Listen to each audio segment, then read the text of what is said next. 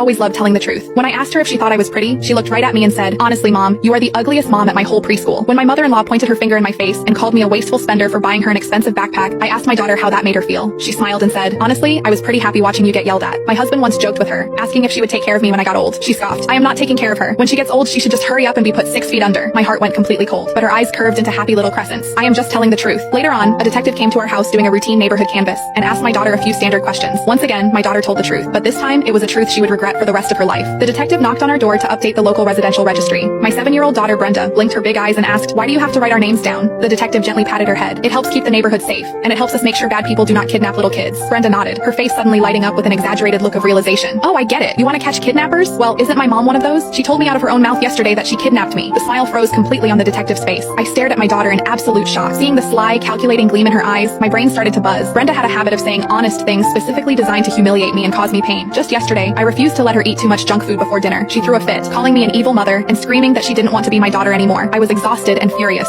so I snapped back, "You're right. You aren't my daughter. I kidnapped you." At the time, she argued back saying she didn't believe me. I never imagined she would take a sarcastic comment she didn't even believe, package it as the truth, and feed it directly to a police officer. The detective was already looking at me with a completely different expression. I forced out a dry, awkward laugh. "She was misbehaving yesterday and I lost my temper. It was just a stupid joke. I didn't think she would take it literally." The detective's brow relaxed slightly. He turned to Brenda. "Little girl, you can't joke about things like that. If your mom gets mistaken for a kidnapper, she could go to jail." Seeing Brenda nod, the knot in my chest finally loosened. I thought the ordeal was over. But a second later, Brenda looked up with an expression of pure, innocent sincerity. "But my mom can't have babies. If I wasn't kidnapped, where did I come from?" The scrutiny and suspicion instantly returned to the detective's eyes. I panicked and quickly tried to explain. "I had an IUD put in right after she was born. When kids hear about birth control, they misunderstand what can't have babies means." I tugged on Brenda's sleeve, silently begging her to stop talking. She refused to listen. "Mom couldn't have babies right after she got married, but I am already 7 years old." I had no idea how a 7-year-old girl possessed the mental capacity to connect those dots. But when you thought about what she was implying, it was impossible not to jump to horrible conclusions. My husband and I had been married for 6 years. I had an IUD for those exact 6 years. So how could we possibly have a 7-year-old daughter? The detective clearly did the math in his head. His expression turned dead serious. "Ma'am, I am going to need to see the child's birth certificate." My stomach dropped to the floor. There was no birth certificate for Brenda in this house. 6 years ago, I had literally fought off human traffickers to rip this child out of their hands. When the police eventually pulled the files on her biological parents, the reality left everyone speechless. My husband and I had looked at each other with pale faces,